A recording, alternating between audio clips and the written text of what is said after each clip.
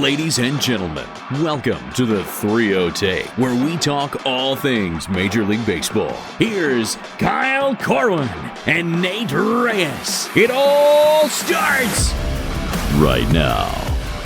Welcome back to the 3-0 Take, presented by Big League Chew. This is episode 329. I'll be your host, Kyle Corwin, and I'm here with my co-host, Nate Reyes. Nate. Good day, good people. Welcome back to the regularly scheduled programming. Yes, you're no longer dead. It's good. Good to be back on Monday. Oh no, I'm still deeply depressed. Oh, Still there. Haven't left that space yet. well, it's to be expected. What are the 5 stages of depression? It's like denial. I think that's just grief in general, right? Grief, that's what it was. Yeah. Because depression, I think, was one of the stages. 5 stages of grief. There's like denial, acceptance. Mm-hmm. Actually, no. You know what? Let's pull that up. Did you even go through a denial stage? For like 15 minutes the night it happened. Yeah. I thought it was a typo. So it's denial, anger, bargaining, depression, and acceptance. So I would probably say, 15 I think minutes. you're still in anger. 15 minutes of denial after it happened, anger. You haven't started bargaining yet. Yeah, I haven't. You've been tweeting at the Red Sox in an angrily fashion, but Oh yeah, I'm letting it eat. I'm letting it eat on Twitter. I'm in a rough place right now. I get it. I mean, I definitely understand. And I told you before the season was even over. No, actually, after the Yankees season ended, I told you that I'm like, I'll be excited and happy about things, but like my expectations are no longer ever going to be as high as they have been. So I don't know what's worse, like hating your team or just being completely confused by your team and also hating your team. Or just not being invested in any capacity whatsoever. That's another option. Let's go Rangers. I just outright hate my team right now. Outright. I think there's a lot of confusion attached as well. No. No, it all makes sense. This is not the first, and this is not the first time we've seen this.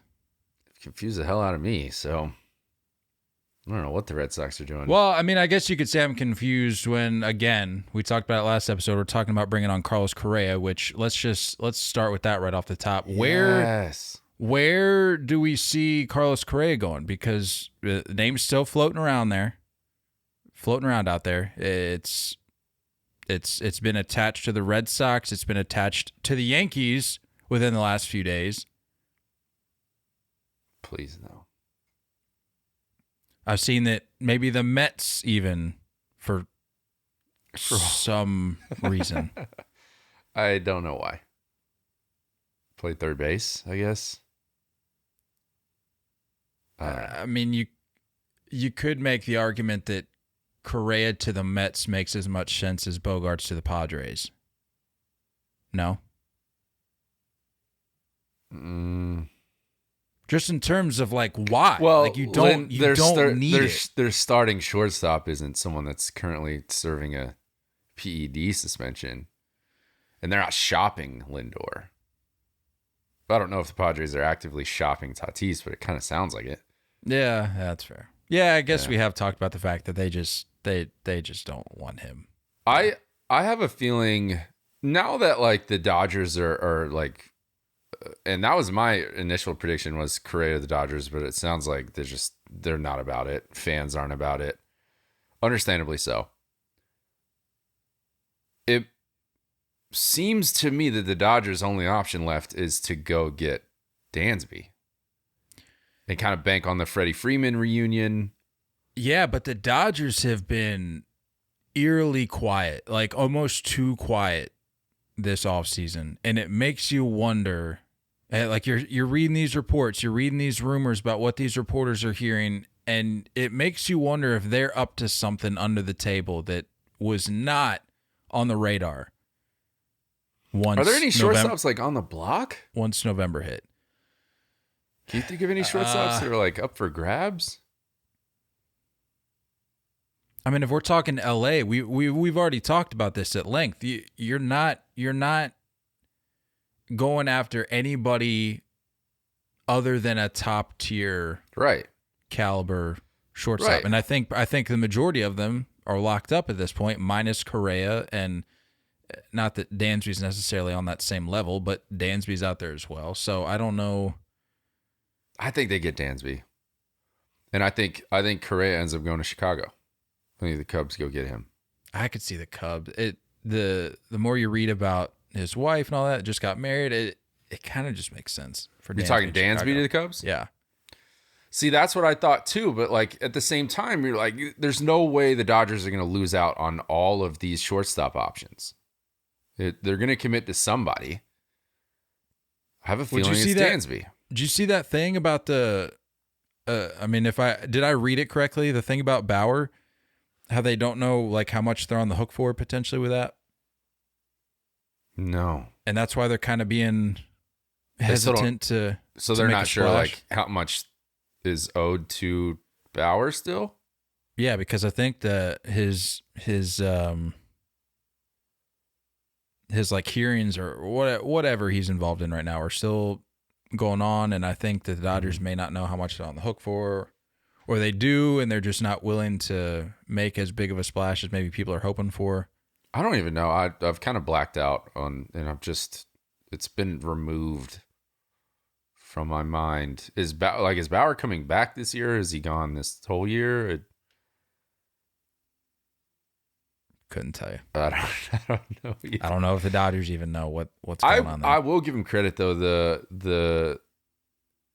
Do you ever watch those clips with like him in the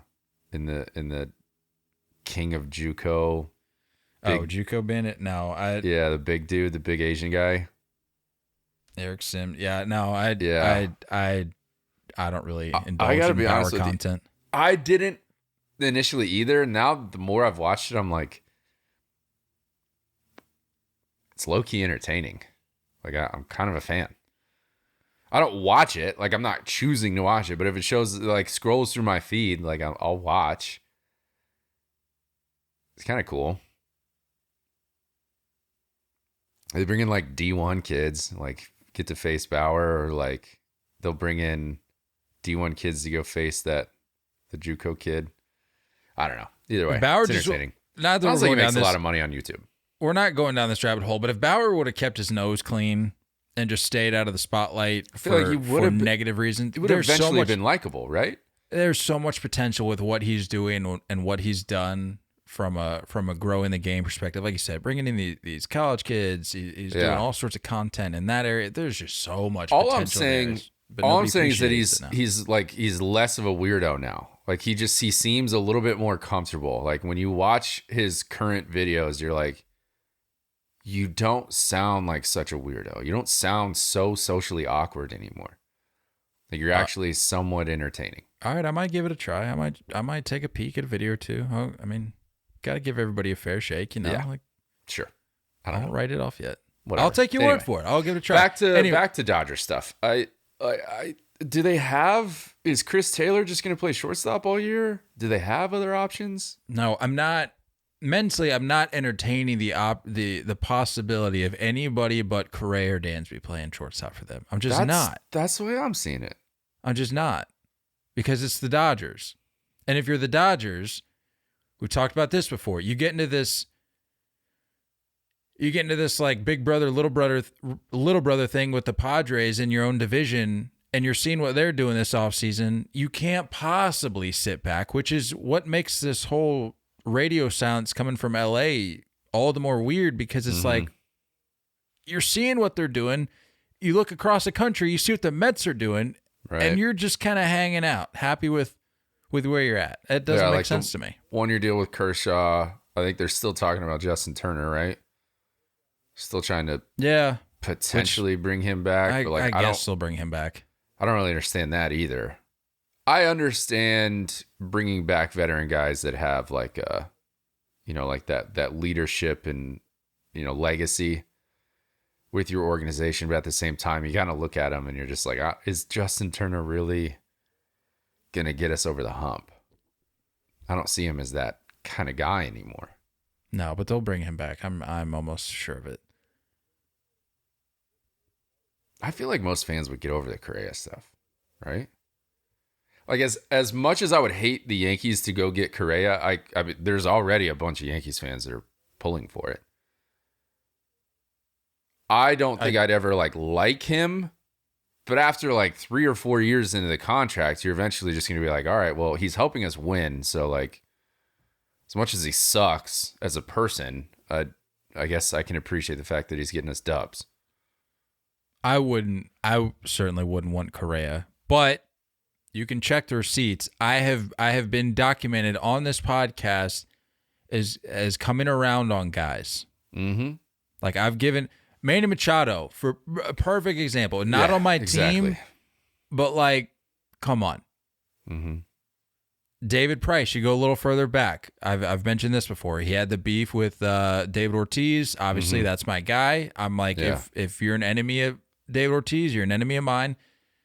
David Ortiz comes over to Boston. They work things out. Or David Price comes over to Boston. They work things out. I'm like, all right, I'm cool with it now.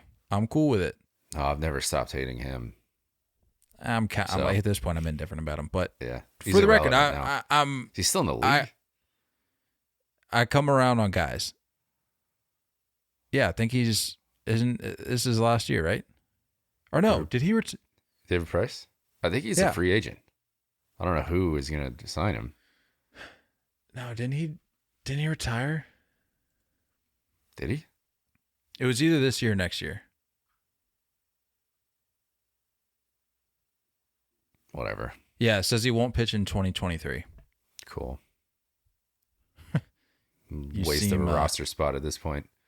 He's always bugged me. His face has bugged me. Everything about him. I never understood all that. Yeah. So you've got Correa going, or no, I've got Correa going to LA, Dansby to Chicago. I have the opposite. My initial predictions had Correa going to the Dodgers, but all these reports are just like, it sounds like everything's just done. All conversations are done.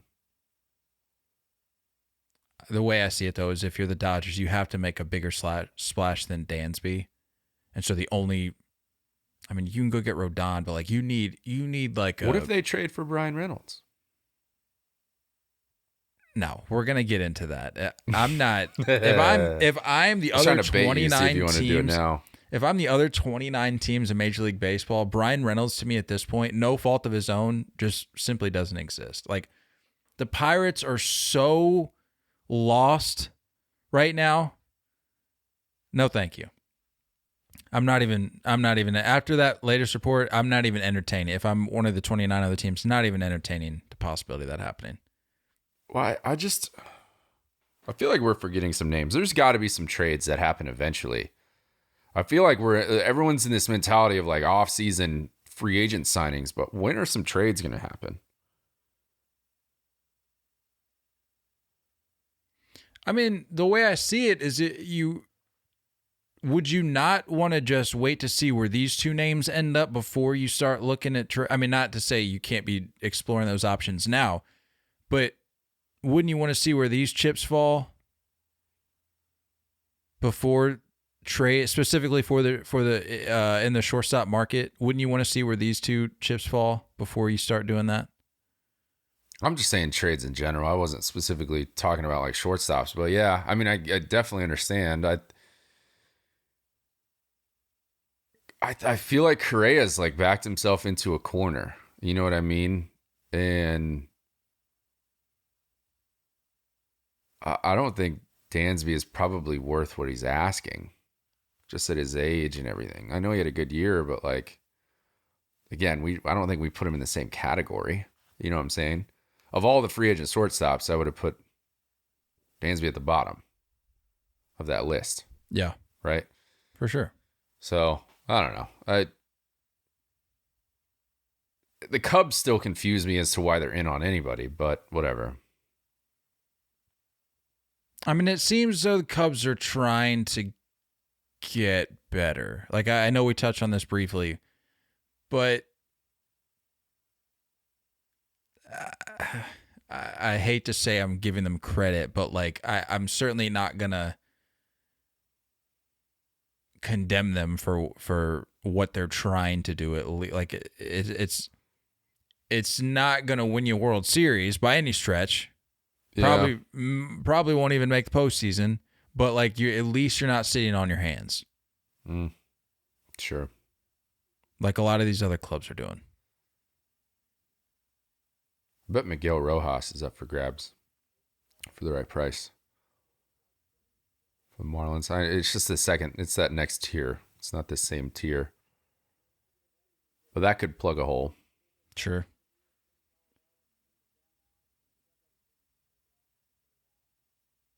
I don't know. That's all I got. Whatever. I just don't want to see Correa in a Yankee uniform. I don't understand why there are some Yankees fans that are okay with it.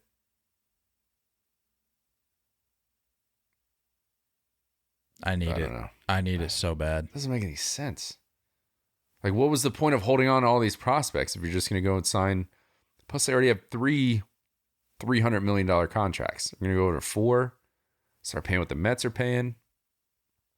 No. Ooh, we're going to talk about the Mets. We're going to talk about the Mets and their money.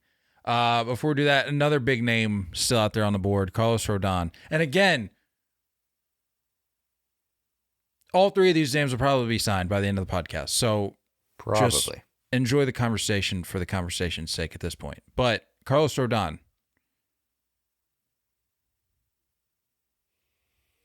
The most smoke is with the Yankees right now, right? Yeah, I mean, that's what I'm reading. It's kind of where I'm seeing the most smoke. So hopefully there's some fire there. And you got to argue at that point, that rotation has got to be... I mean, the rotation wasn't the issue in the postseason, you know? And I understand losing Tyone, go back to the last season, you know, trading away Montgomery. But, like, if you talk about a potential rotation in Garrett Cole, Nestor Cortez, Rodon, Luis Severino, and Frankie Montas, like, you got Frankie Montas at your 5. Like, I mean, you'd okay be putting Rodon too, correct? I don't know. Nestor's kind of that guy. Yeah, but it's Nestor. Like Rodon. I don't know. Not taking anything away from Nestor here. I'm really not. I love Nestor, future member of the Boston Red Sox. But like Rodon is going to give you that consistency. I just feel like with Nestor at any given point, and he had a fantastic year, but I just feel like at any given point he could fall off the rails a lot quicker than a guy like Rodon could. And that's just kind of like my... That's fine. I don't care. Yeah. You go 2 or 3. You can break it up and put Severino in the middle of those guys just because of you're facing those guys. I think Rodon and Nestor are pretty similar. You know, that 3/4 slot, lefty, low 90s. Pretty much the same guy. So maybe they break those up. Either way, I like the idea of that rotation. The Giants are supposedly in on Rodon as well, but they just got Sean Manaea. So I wonder if it seems like they're getting like the Giants are just getting consolation prizes. You know what I mean? Like, oh, no Judge. I know they got Haniger before Judge signed, but it's like a consolation safety net move. Oh, I mean, we didn't get Judge. Let's go get Haniger. We're not going to get Rodon. Let's go get Manaea. You could say the same thing for the Padres. Oh, we missed out on Judge. Oh, we missed out on Trey Turner. Let's go spend every dollar we have on a 30-year-old shortstop. Yeah. For the next 11 years. Yeah. That's an equally confusing move. I'm with you. I don't know what the Padres are doing. I didn't realize this. We were talking about how last time like the Padres aren't a small market team. No, they're not. I didn't realize as far as like revenue goes, like they're way down. They're like second to last. It's sure, I get it, like on paper, if you want to get technical about it, but I'm just saying in terms of the eye test, if you're looking at teams across Major League Baseball, and I'm not like arguing you on this because I know that you get it. But like the people that want to say that they are a small market team, you look at all the teams across Major League Baseball and you tell me what a top destination would be. Yeah. San Diego, across the board, you poll 1,000 people. San Diego is going to be top 3 for everyone, regardless. You make the same argument for Miami, but you know what I'm saying? Like, I would love to be in Miami. We're done with our "Let's Go Marlins" phase. I'm not defending them anymore. Those are long gone. Like the Padres, with the amount of money they're spending, the amount of fan loyalty, whether it's genuine or whether it's more just something that's been developed over the last few years, that's another conversation for another day. But you just can't call San Diego a small market team. You just can't. For sure. In the sports sense, sure.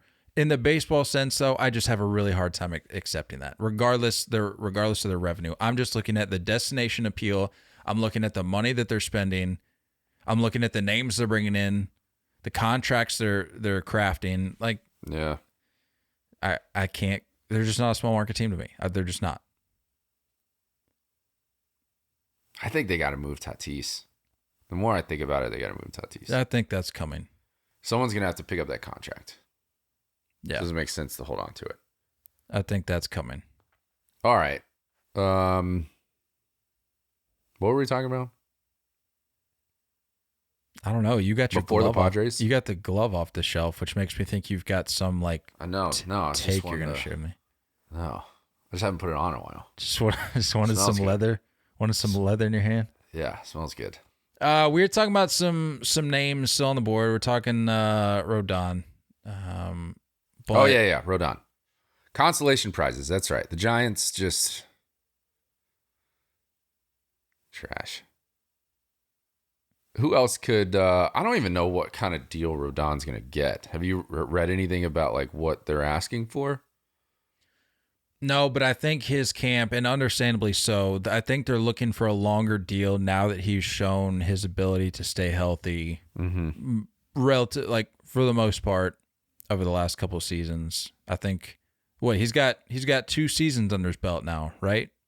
With overall like pretty good health. Yeah, he's 30. So I think he's trying to lock 24 starts in 2021, 31 starts this past season. So I think he's used these last 2 years to show that like I'm capable of giving you those starts that you're looking for. So I expect you to pay me accordingly. I mean, back-to-back seasons with sub-3 ERA as well. The length is a different story, and it could just be the way the White Sox and Giants utilize him, but like 178 innings last year. So it's he's 30,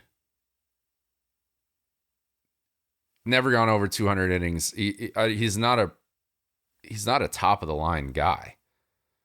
That's what I was kind of arguing with, like where you put it, and I think it's the only reason why everyone's all about him is just because that pool is kind of limited as far as free agent starting pitchers go. Sure, but he's not. He's also not a. He's not a bum. Not a slouch. No. But yeah, I mean, what do you think? Could you see him go like 4 years with somebody now that he's kind of? I don't know if bet on himself is the right way to look at it, but I mean, for all intents and purposes, yeah. I would go like 4 years with a 5th-year option, club option. I don't think that's terrible. 4 years. I don't know why. It seems like 20 mil a year is just kind of like the middle of the road at this point. Maybe beef it up to 22. Like 4 years, 88. Yeah, that sounds about right. I don't think that's that bad.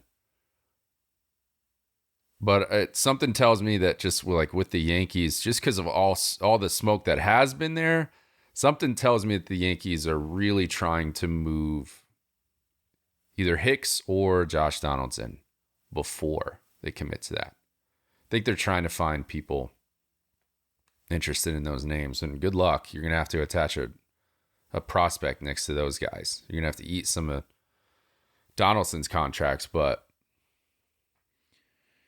yeah, I mean, we're talking. Are the Dodgers in on any starting pitchers? That's what I'm saying. The Dodgers have just been quiet, like real quiet. And like you're throwing out those numbers for Rodon, but what we've seen just in the last week or two, where teams are just throwing out these stupid deals, it makes you wonder if a team, like I've even seen Rodon's name attached to the Mets.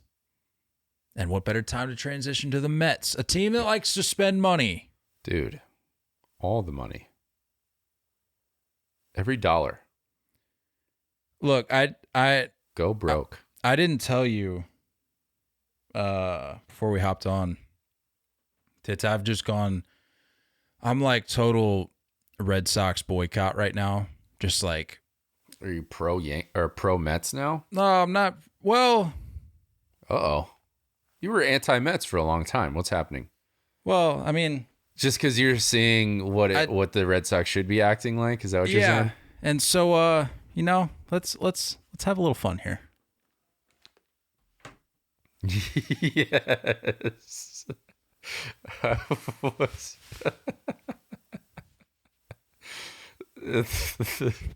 The script has flipped so much. If you're not watching on YouTube, I don't know what you're doing, but this needs to be viewed as many times as possible. There has to be proof here. No, you know what? Like, it's a team that spends money. They see a guy that they like. They go out and get him, you know? They're not lowballing him in spring training. You know, you got to believe. So, like, $347 million payroll for the New York Mets. Yeah, luxury tax takes them north of 4 now, right? Buster only put on Twitter, the Mets luxury tax penalties for 2023, just the penalties beyond the record-setting payroll, which, yes, it is record-setting, are likely to exceed the payrolls of about 10 to 12 teams in the upcoming season. Just the penalties. Oh! Which is what? Do you know that number? Because before pre-Senga signing, they were at like 398 overall with payroll and tax, right? Post Senga signing, what did he even get? He didn't get that big of a deal. I think the taxes are going to be...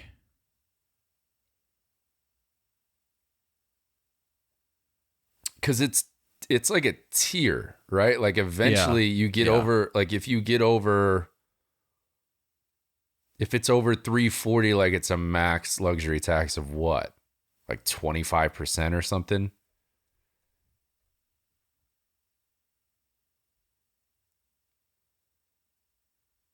I'm looking for that number. Why can I not find the number? I saw it. And they spent money on their stadium. Did I see somewhere? So they're looking right now at a tax penalty of about $76 to $80 million. So they're at like what? Like 420, 430 now? Yeah, it's looking like they're going to exceed 400,000 or 400 million. Wow. And like I said, they're moving in their right field fence. They're spending money on renovations also. It's a beautiful thing when a team spends money. Yeah. It's a beautiful thing when a team sees somebody or something that will better their organization and says, you know what? That seems like a worthwhile endeavor. Let's go get that thing, that player, that renovation. Let's go do that. Because that's what smart baseball teams do. Because reminder, none of these teams are poor. They just choose not to spend the money. Because they were kind of in on Wilson Contreras. I see them making a trade. I see them going to get maybe Sean Murphy. How do you feel about that? Would not be surprised in the least. Steve Cohen is like a reincarnated George Steinbrenner. Just don't care. The Cohen effect is real. I mean, the league's definitely getting top heavy. I think the league is more top heavy now than pre-Cohen, right?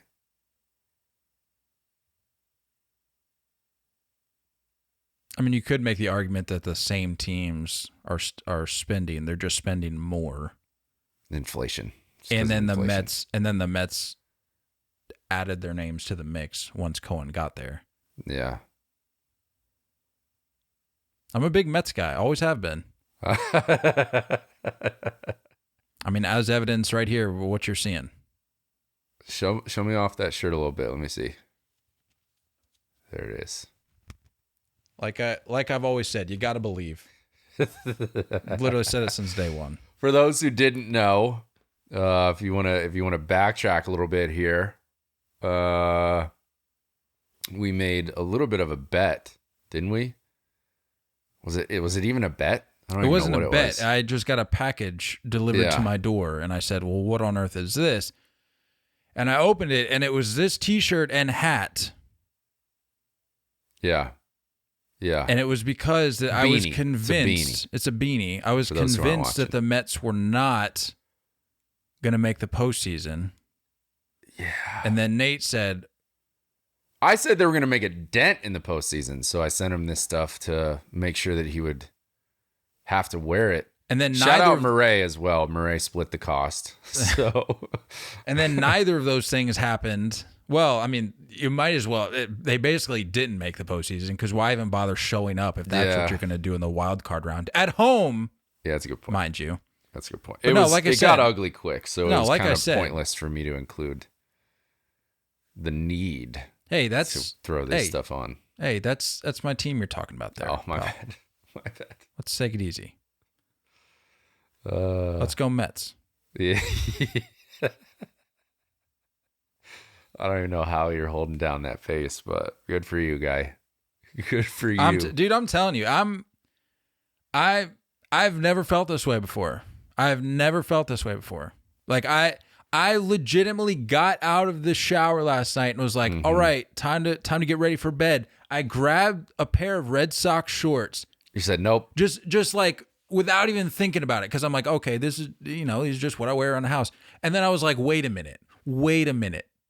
I can't do this. And I put them back in the dresser and I said, I have to go with something else. And then I realized I have not worn anything Red Sox since the trade went, or since the Bogarts deal went down. Sanders signing? Really? And I won't. I will not wear Red Sox. I don't even know what the end date of that boycott's going to be. But I'm not wearing. I've already decided. Even though I have a sweet hoodie that I got for my birthday from Meredith, I guess we're gonna have to wait till next year, or maybe even beyond that. I don't know. I don't know when this boycott's going to end. I love it. But you keep bringing it back to the Mets. You keep seeing all these reports about the Mets just identifying a need, going out and getting it, and throwing stupid money at it because they have it, because they're not crying poor. Fine, they spend a ton of money. Can you argue they got better?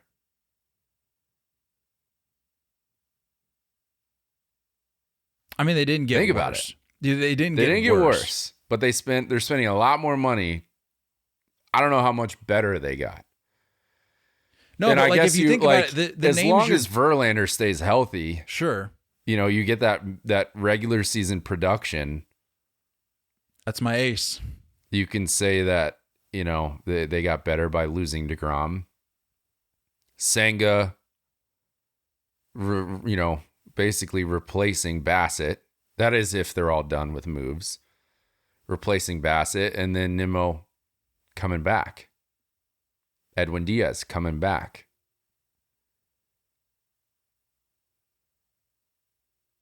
They got to stay healthy. I'm curious to see what this Senga guy is. Like what he's about. I did see a couple clips of him from the WBC back in 2017 pumping 102 cheddar cheese right by some dudes. I saw he made Shohei look like a fool in one clip. I did see that back in Japan. Yeah. Yeah. Yeah, Kodai Senga, 5-year, $75 million deal with the Mets. That was a name. It's kind of a cool name. Kodai Senga? Kudai? Is it Kudai or Kodai? I think it's Kodai. Either way, it's sweet. Yeah, I think it's cool. That was a name that it was floating around amongst a few teams, Red Sox included. Of course, they Yeah. I don't even think they finish as runners up, which is usually where they finish on a lot of these things. As far as their needs go, I think they spent money on the wrong Japanese guy. You think? Yeah. You think, Nate? I do. Yeah. I do think that. Yeah. Probably a safe We bet need pitching, but let's go there. get a left fielder. Yeah. You need a shortstop. Let's go get a left fielder that's never seen the light of day in Major League Baseball. Not a second in Major League Baseball. Oh, man. Let's go get that guy. Your pain is my enjoyment. I hate to say it, but this podcast is quickly going to evolve into just a therapy or a weekly therapy That's cool. session for me. That's fine. I got you. Talk it out. You got a couch behind you. Lay back. It's fine now because I've seen the light. I'm coming around. Let's go Mets. I'll be good. I'll be good. The Mets are going to hold me down. Only you are going to go from the most anti-Met social media character. If nobody else has me, I know the Mets got me. Okay? Pro-Met. If nobody else has me, I know the Mets got me. That's all I care about. Could I sing a 5? What? The Metropolitans. New York Metropolitans. Let's go Mets. You got to believe. I bleed blue and orange. Any of those other corny phrases, I'm getting them printed and putting them up on my wall. Yeah. Brandon Nimmo, 8 years, $162 million deal to return to the Mets, which I didn't know this, second richest by total value in Mets history. Really? What was it? 180? 162. 8 years, 162. 20 a year. Told you, pretty much run of the mill. Average number there. 20 mil. And change. I like it. I bet I have a feeling that there were probably some other teams in the mix that just weren't willing to spend that. But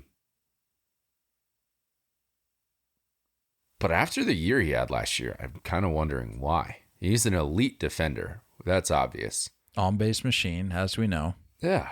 And the stick just kind of has slowly gotten better in my mind. Let me see. I mean, he had a 5.1 WAR season last season. 159 hits, hit 274. Played 151 games. It's probably the health. I would say that's what kept his market down. 92 games in 2021. 69 games in 2019. Some interesting information there. Do what you will with it. 16 jacks last year. 130 OPS. He's a career average 130 OPS plus guy. I'm a fan. I'm a fan of the move. I'm a fan of the player. Good for them. Big Nimmo guy. He's a little fantasy insider advice here. Big big value in fantasy. If you need a lower end. You're just drafting all option. Mets this year, aren't you? I may very well just draft the entire roster, bench included. Smart. I mean, why wouldn't you? I guess is my question. I mean, best team, basically an all-star team. The best team, yeah. I mean, you look up and down that lineup, best team in baseball, Right. And then there's 50 feet of crap, and then the rest of the league. Oh, did you see that little update that just came through? Giants and Twins are now top 2 teams to get Correa. So if you're the Twins, you bring back Correa. Why? Why? Do you trade Royce Lewis? That poor dude has just been like mistreated, I think. Number 1 overall pick, and he's like not getting a chance. What was Correa's contract? Was it 3 years with an opt-out after each? Mm-hmm. And what was it? Was it why is 40? It wasn't 40. What it was it 35? I got you, dog. It was up there. 105 over 3 years. Which comes out to what? 35. 35, yeah. So, I mean, like, if you're Correa, what are you hoping? Dude, the guy's a sellout. It's clear, like, No, that's obvious. But, like, what are you hoping to get? 40 mil a year? Like, if the Twins, you look at a hypothetical, if the Twins bring you back at 40 mil, was it worth it for the extra 5 mil? And I know that sounds silly. I'd do a lot of things for 5 mil right now. I'm just saying though, like, you're already bringing in 35 million a year if you just opt back in. So, like, how much of a jump, if you're Correa, do you think you could really make? You're not making $45 million a year. So what's the cap if you're Correa? I think they overplayed their hand. Like last year, I understand the short-term deal because of the offseason and the lockout, and like, let's just take a stab at this again next year. Now that we're here, he's still the villain. He's still an ass that no one wants. And I think they've gotten to the point where it's kind of overplayed. And so now it's come down to these teams that aren't even in the hunt. Well, I think last year, you look at that scenario, I don't think the Twins were plan A, plan B, they were like plan Q.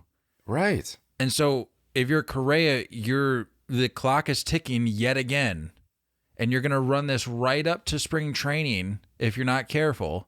Yeah. And you're going to end up back with the same group of frauds out there in Minnesota because everybody else just backs out. Why are you still in if you're the Twins? You need somebody, I guess, to put people in seats at this point, because like, I guess, but like, you got Buxton, but like you need a true like star. And I'm not saying that's not supposed to be demeaning towards Buxton, but I'm saying like you need one of these top tier like guys. Yeah, Buxton. I think Buxton will get there. He's not there. But he's like not right now, you need to bring you need Correa. He's not quite a household name yet. So I get what you're saying.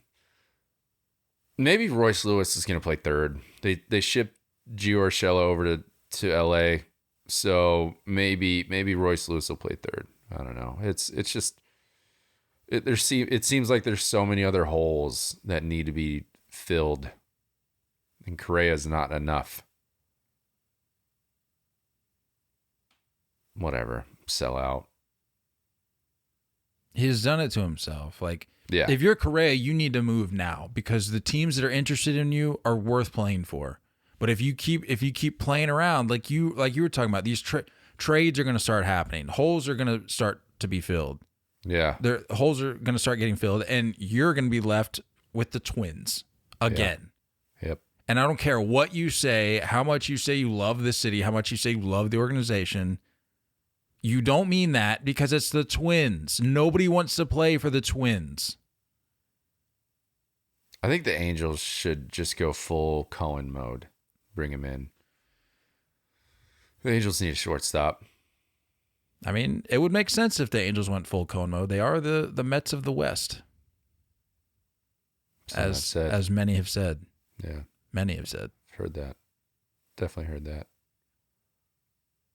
I don't know. It's in all the papers. At least, I don't want him as a Yankee. That's all I do know. At this point, I'm just accepting the fact that he's going to become a member of the Red Sox, and just have to cross that bridge when we get there. I'd like it, but at the same time, I wouldn't. You know what I mean? Is that fair? They're not. I get what you're saying, but like the Red Sox aren't supposed to be the villains. It only makes sense that he goes to New York.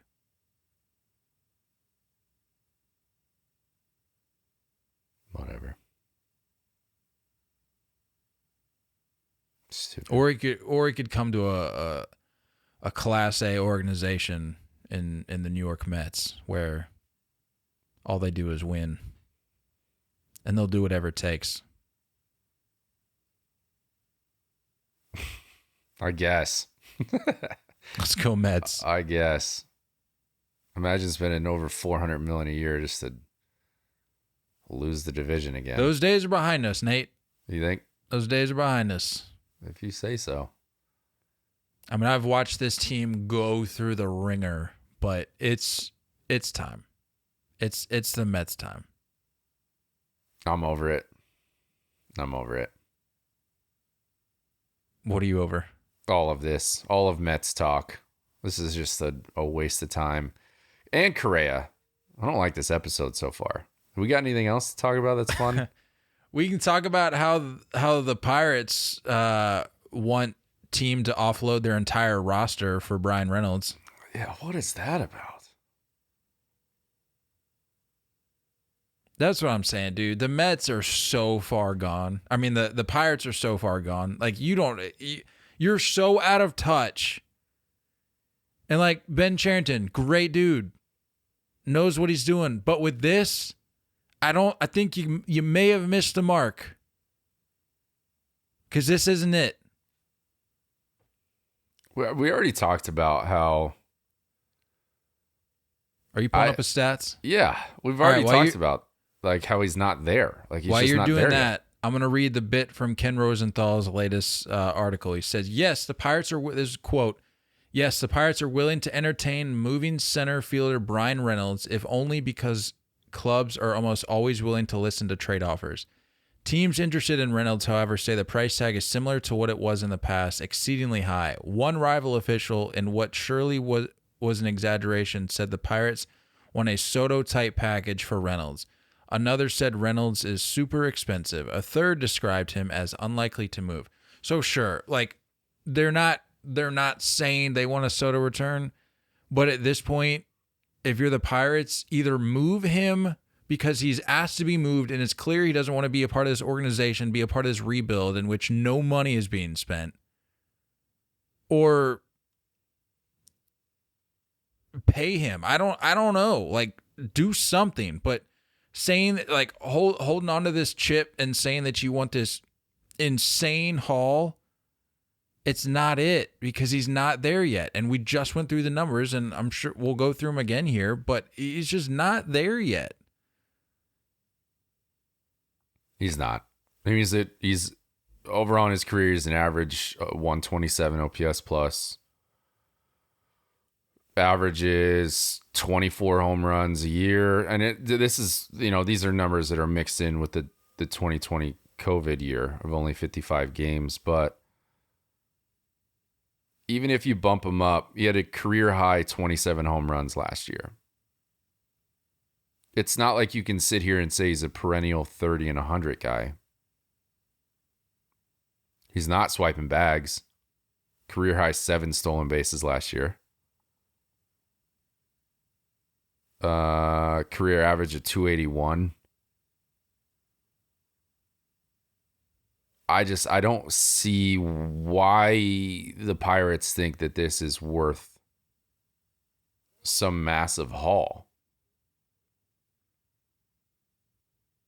Like your team needs big league ready guys now. Mix in a prospect or two. I understand asking for one top 10 prospect and a couple big league ready guys. But like asking for a Soto haul, like I don't, it doesn't make any sense to me.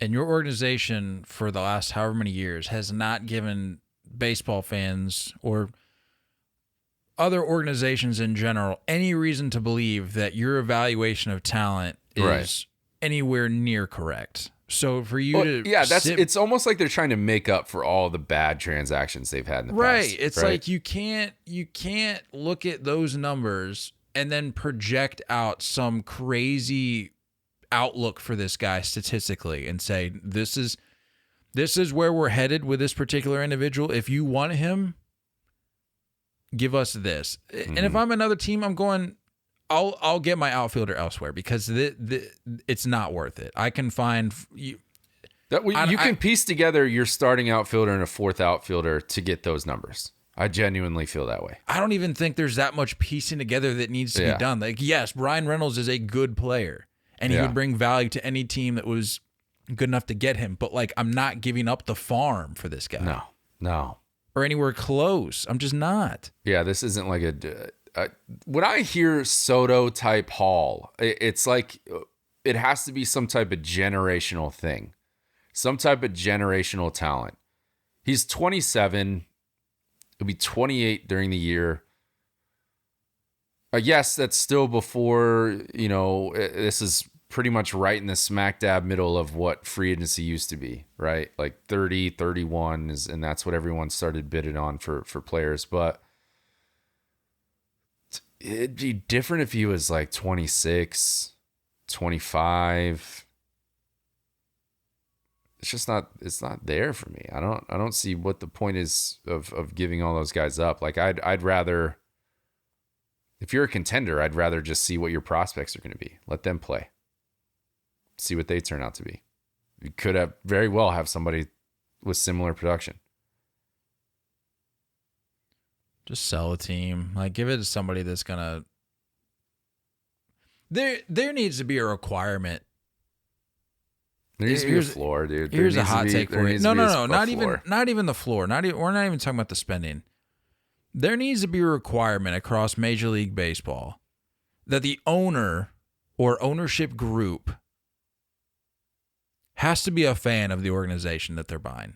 Like, and I know that sounds ridiculous and people are going, well, that's just not how business works. And I get that. But like for sports where so much is invested by these fans, time, energy, money, whatever, it's pitiful to watch certain teams like this outside of a team like San Diego, where AJ Preller, he is a Padres fan. Steve Cohen is a Mets fan. It's pitiful to watch some of these teams with ownership They're groups. at least baseball fans. Yeah, like give me somebody that is somewhat like even the slightest emotionally invested in what it is that they're undertaking. Right. Or owning. Like that has to be the bare minimum for me. So, like, if you're the Pirates and this just isn't for you, sell the team. Like, if you're that ownership group, sell the team. Because say it so we're blue in the face. The Pirate, that's a wasted market. That's a wasted town, city, organization. Dude. Because there's so much potential there. We talk about it all the time. It's a gorgeous ballpark. The uniforms are sick. Sports city. It's laid out for you. And if you're Bryan Reynolds, I get why he requested a trade. Like, it makes sense. Yeah, for sure. I don't blame him in the slightest. So, sell the team. There's a lot of sell the team that needs to be going on right now. Across multiple organizations. Lower your asking price at the very least for Reynolds. Drop that down a little bit. Get a little more realistic. The only other things here I had were we mentioned Sean Manaea, 2-year, $25 million deal with the Giants.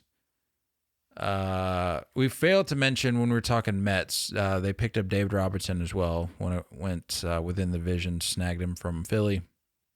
1 year, $10 million deal. But this Manaea deal, like I said, we touched on it a little bit. That broke last night. It's not I don't hate it. You're not overextending to commit this guy. You're not backing up the Brinks truck for this guy. Yeah. I think that's a safe play if you're the Giants. I couldn't even tell you what their rotation looks like. They got Logan Webb. They got Manaea now. They got Rodon's free agent. They got why am I blanking?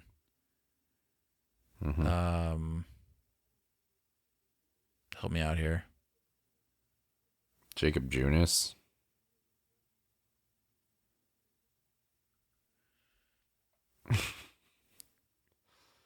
I mean, you That's need what I'm saying, somebody. dude. Like, it's not nothing to write home about.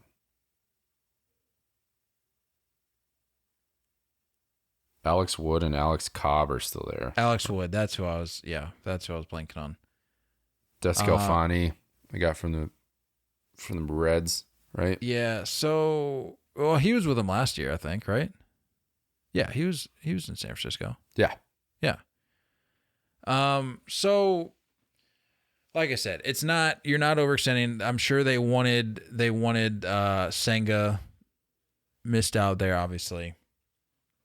But I think this is a safe play. Like I said, you're not overextending yourself. You're not putting your team in a hole financially for this guy who hasn't exactly been an ace by any stretch.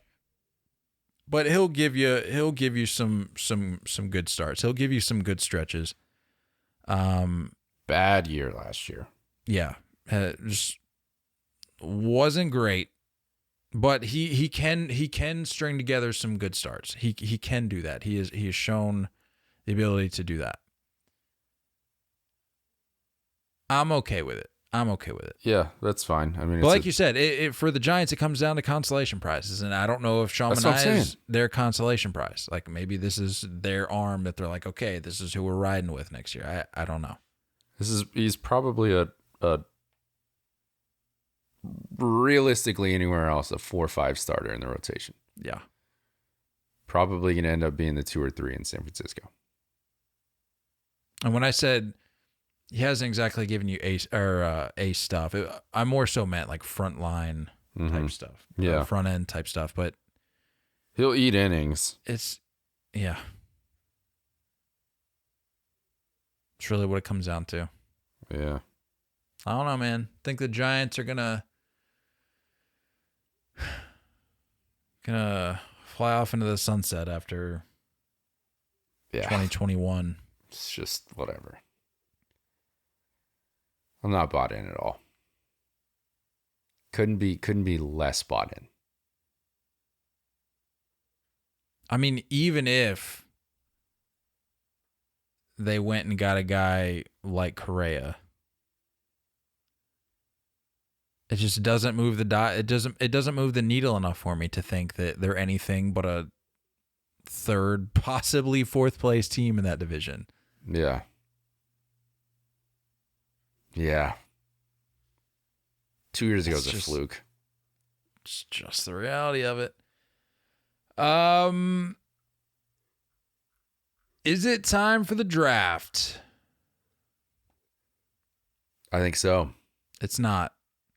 It's not. Tell us about Big League Chew. Founded by former left-handed pitcher Rob Nelson, Big League Chew started from humble beginnings in the Portland Mavericks bullpen in 1977. For more than 40 years, the iconic pouch is packed with shredded flavor of bubblegum and has become the number one shredded gum of athletes everywhere. Big League Chew has sold more than 900 million pouches and is designated as the Hall of Fame bubblegum. Grab some gum, head to Big League Chew's social media channels at Big League Chew on Twitter, at Big League Chew Gum on Instagram to show off your Big League bubbles. You can also find a list of retailers to purchase any of their products directly from their website at bigleaguechew.com. Big League Chew. Big League Chew. Let's go Mets. It's draft time. And this week we are drafting uniforms, specifically home whites. It was too open-ended for us. We couldn't figure out the ground rules for just a generic uniforms draft. Like, are we doing home, road, alternate, throwbacks? Yeah. So we may end up coming back to this jersey draft, this uniform draft later down the road. Maybe doing an alternates draft or a throwbacks draft. But for now, we're going home whites. And just to confirm, I already know the answer to this, but just to confirm, just to assign a number to it, a percentage, I'm going to pull up the results of the poll from last draft, which I believe Nate ran away with. Got ugly. Yeah, it wasn't good. Got late early, is what they say. Let's is that what they say? Yogi specifically, but yeah. Yeah. Let's see what we got here. If my freaking phone would work. No internet connection. Love this. What is going on today? I don't understand. I don't know what's happening over there. The Red Sox ownership group must be paying for my cell phone bill because they must have missed the last payment because I don't have internet right now. Can you try again on the 15th? Come on, man. Was it bad? Was it ugly? It wasn't good. I'll just say that. A bigger gap than what we predicted. Here we go. Hold on. Where's the poll? I did do a poll, did I not? Yeah, there we go. This was the ballpark one. Okay, here we go. 61-39. Yeah. It's not good. That's rough. That's real rough. That's not good. I don't know if we're going to continue to be able to use this structure because I may never lose this top spot. You know? I mean, these are the rules we created, so this is what we're going to have to roll with. So MLB home whites. Nate with the first pick. First pick. Home whites. Look. Oh, here we go. Look here. It's all. I've gotten to the point where I know Nate well enough now to where all he has to say is, look. And I already know where he's going. And I know where he's going, and it's don't even need to waste our time. Go ahead. All right. If you think you know where I'm going. St. Louis Cardinals. Numero uno. Those whites are iconic. The bat with the birds. It's perfect. Birds on the bat. Perfect font. I'm a fan. Through and through. Too clean. I mean, that is the most iconic baseball jersey. I'm sorry. Like you can talk Yankees, you can talk Red Sox, like talk iconic all you want, but like when it comes to baseball uniforms, it's the best. That's the standard. Yeah. That is the gold standard. It's as simple as that. Speaking of iconic, number one pick here, home whites. I'm going with the one that's known globally. We're going New York Yankees. Yeah. Love them, hate them as a team. This is a uniforms draft. You can't argue that the pinstripes, like, if you say pinstripes, you know what's being talked about. You know what team is being referenced. Yeah. You just can't beat that. It's actually weird that any other pinstripes are allowed, to be honest with you. Were you going Cardinals if I went Yankees first? Yeah. Yeah. Okay. Yeah. I didn't know. I didn't think you were going to go Yankees. That's why I went Cardinals first. So I was like, no way he goes Yankees with the first pick. But you did. Sure Impressive. Did. Yeah. Impressive. I'm a man of integrity here. More just with legendary status and established, recognizable jersey is the LA Dodgers. Good pick. Give me them at 2. Good pick. The blue script with the with the red number. It's just it's awfully clean. It's awfully clean. You just think baseball royalty. You think Sandy Koufax. You think Yeah. Jackie Robinson. When you see that blue script, you can't think of anything else. Mm-hmm. That's got to put him near the top. Yeah. Just has to. Number 2 for me, I'm gonna get some flack on this, but this is a uniforms draft. We're not talking about the teams here. Team, that's a different story. Don't do it. I'm going Tigers, home white. The old English D. Fair. In terms of like clean uniforms, there may not be a more clean uniform in baseball. Like you can talk a best uniform, you can talk most iconic, but in terms of just clean aesthetic, the Tigers old English D can't be beat. It just can't. That's fair. I thought about it. I thought about it. Like you could make the argument that pinstripes are a little noisy. Like if that's your vibe, like if you think like pinstripes are a little too much. This is even more basic, yeah. I mean, the old English D, Can't mess with success for sure. What am I at? 3? I'm at 3. Yep. I know I just said it. Like you can't have pinstripes elsewhere. You shouldn't have pinstripes elsewhere, but wonder where we're going here. Awfully recognizable Chicago Cubs. Yeah. Yeah. The just the C logo. Yeah. It's clean. I'm a fan. That's all I got to say about it. Same argument with you though. Different conversation when specifically talking about the team, the organization, the players, whatever. When it comes down to it, those jerseys are fire. Number 3 for me, I'm going Braves. Oh, I'm going Braves. Give me the tomahawk. I like the Braves. One of the underrated features of the Braves uniforms is the piping is a loose term, but like on the belt loops. I don't know if you've noticed that before, but they got the trim on the belt loops, which is just a nice subtle touch to really emphasize the greatness of the uniform. And like, don't even talk to me about the throwbacks. Like, we'll get to that. Oh yeah. We'll get to the those. Braves know how to put together a uniform. I have a feeling you're gonna win this. I'm feeling good about my list so far. I feel like you're gonna win it. It all came down to if I could have gotten the Yankees at 2. If I could have got Cardinals and Yankees, it would have been done. I'm proud of you for setting your bias aside. Thank you. Number 4. Man,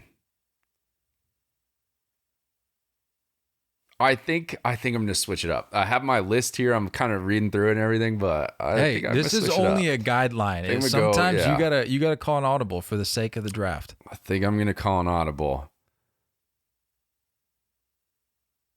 Give me the Athletics. Ooh, I didn't know if they'd make this list. I thought we were going alternates. I thought you were going to save the A's for the alternates draft. I think they'll definitely be in the mix for alternates, but the whites are classic. The whites are classic. And there's something about like the long cursive across the chest. You know what I mean? Green and gold, it plays, it goes well with the whites.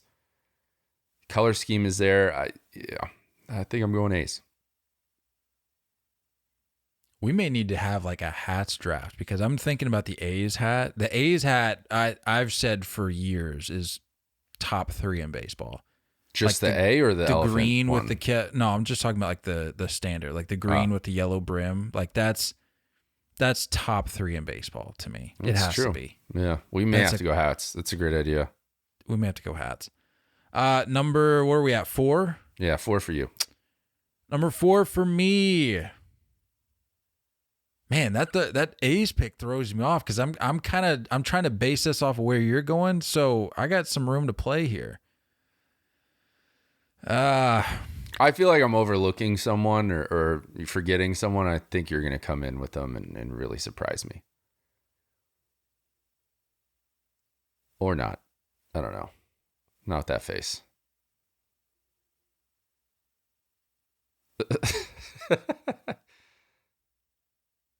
Okay, well, no, the way I see, because this is 4. Mm-hmm. So the way I see it, I've got 2 of these 4 picks locked up because you threw in a wild card there that I wasn't anticipating. So I'm feeling all right. Number 4.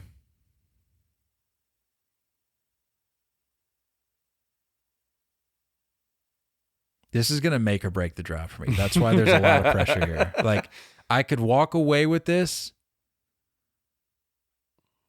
I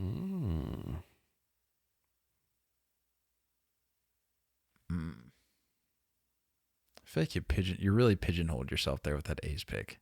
It's a good pick, but I don't like know. At 4, I don't know. I it's so top heavy. This list is just so top heavy.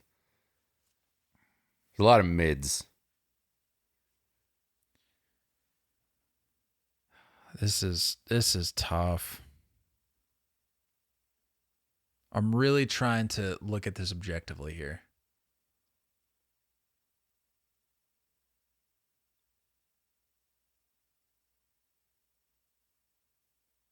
Cue the Jeopardy music. This is hard, dude. Can I take a pass and come back? No. Come back to this? You just said you have it locked up with 4 and 5. I'm confused. No. Like, I'm saying I have picks to choose from. Like, I've got room to play with here because you, like I said, you threw the wild card in. So now it's almost like I have too many options to choose from, which is making it a little more challenging. Because, like you said, there's a lot of mids here. Like, a lot of mids. It's very top heavy. Very top heavy.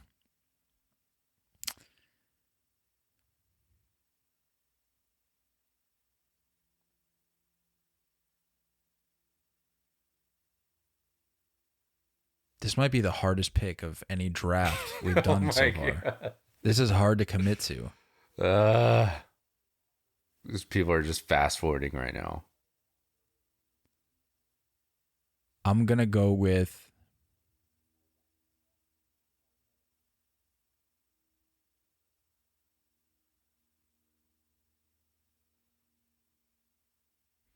Hey, this is so hard for me.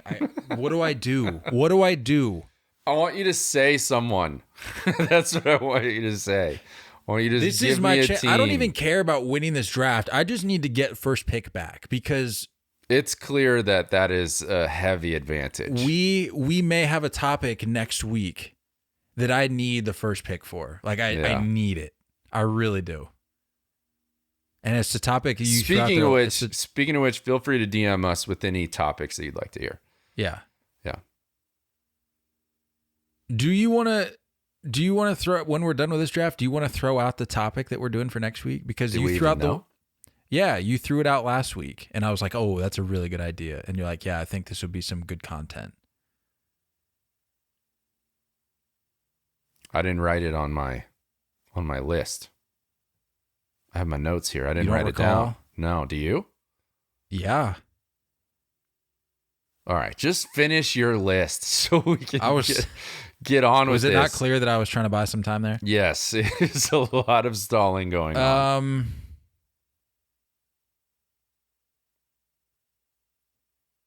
This is going to get so much hate.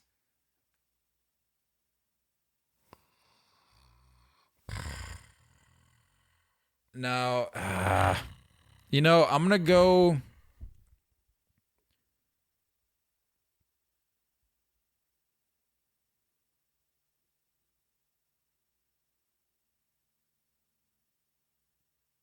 We've lost everybody. They're all gone now. It's just you and me. There's no pressure to this anymore. All right. Well, now I can take as much time as I want. So get comfortable. No. I need help, Nate. What do I do? All right. You know what? I'm gonna flip a coin here. Magic 8 Ball in there. I don't have a coin. All right, yeah. I'm gonna pull up a Magic 8-Ball here. Hold on. Welcome to Magic 8-Ball. This is the most drawn out ridiculousness. All in right. the history of our drafts. Magic 8-Ball. Should I go with the next pick that I have on my list in order right now? Come back later. It says without a doubt. Okay. Number 7 on my list. Well, And number 7 4 on my list. Number 4 in the draft. Number There you go. 4 pick. Boston Red Sox.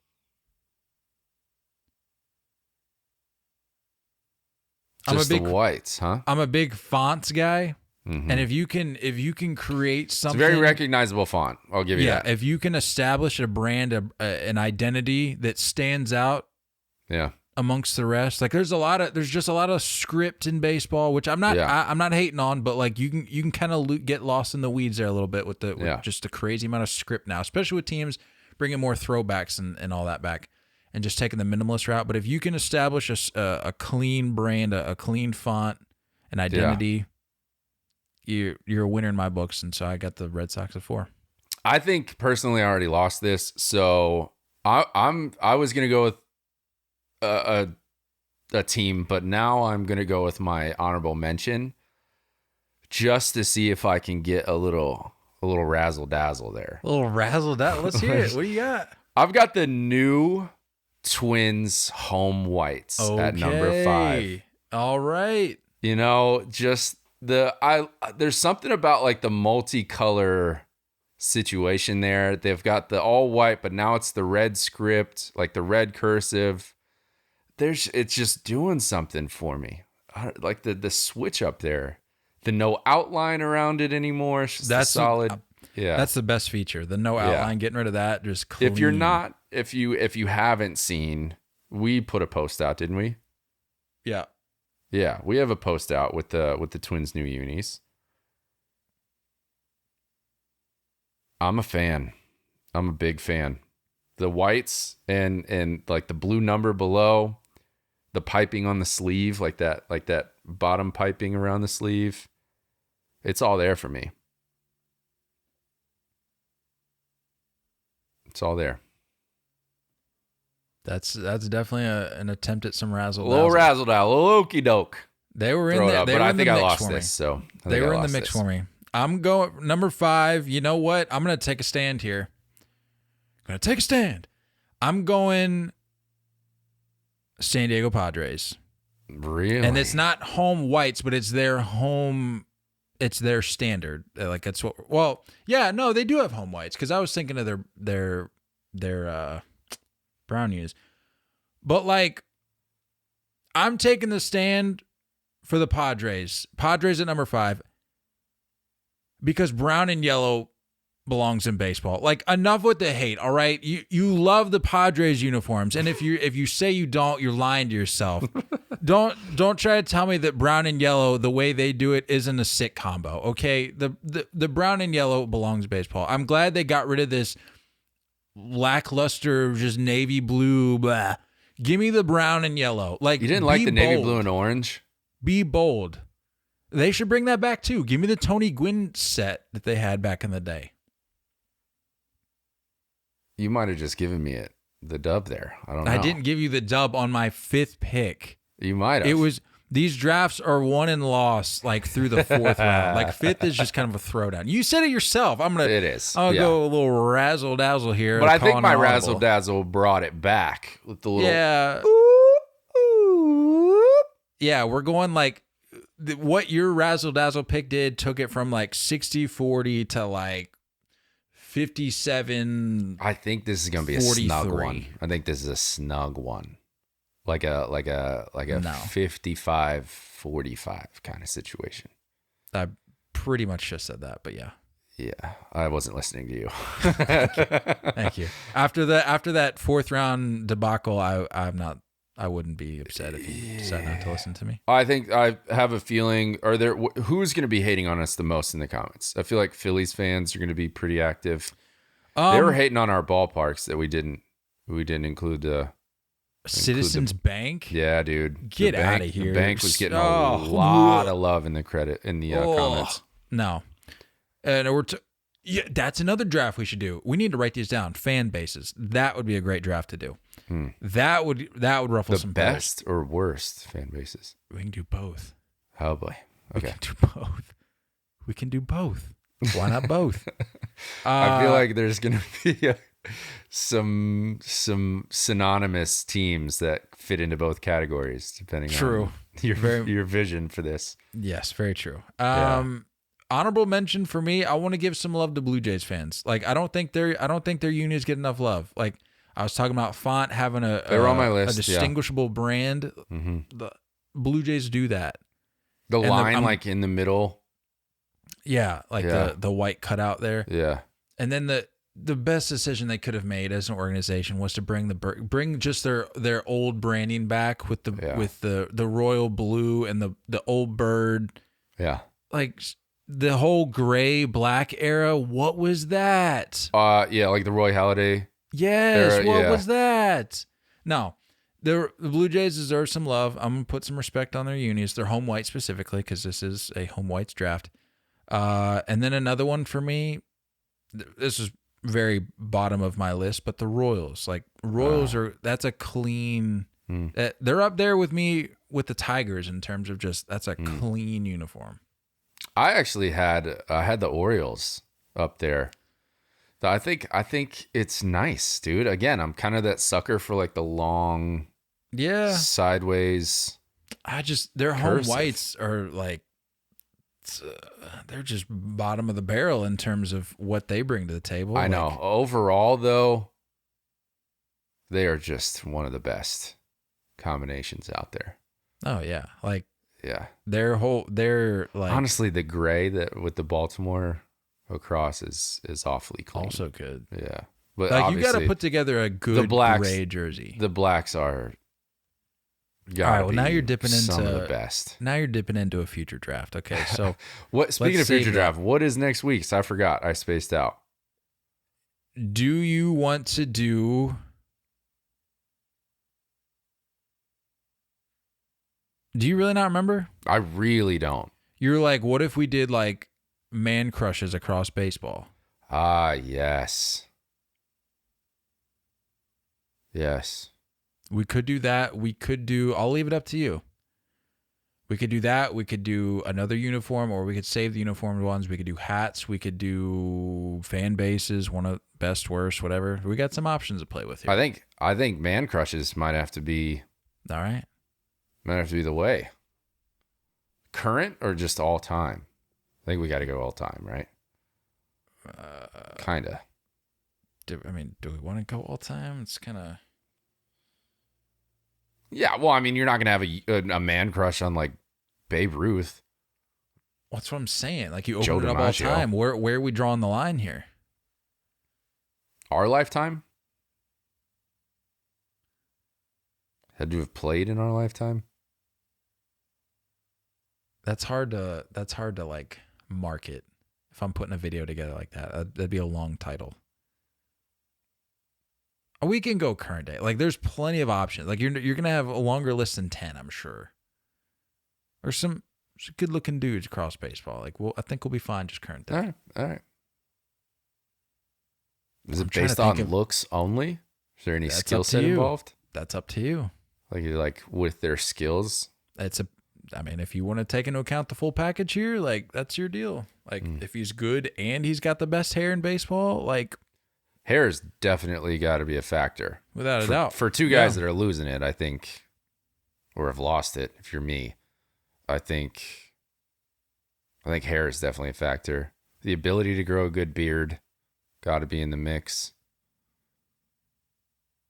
Muscles. Well, it's up to you. It's up to the drafter what they want to take into consideration. Let's go man crushes. I like it.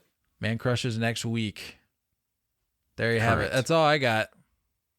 It's about time. I don't even know. I mean, this lasted an extra 10 minutes for a 4th round pick, which is crazy. Like I said, these drafts wasn't even that good of a pick. These drafts it wasn't. These drafts are won and lost in the 4th round. That's what Yogi Bear always said. Yep. It's getting late early. Bye-bye, everybody. Don't go chasing curveballs. We love you all, and as always, looking forward to talking more baseball with you guys soon. Until next time, stay filthy.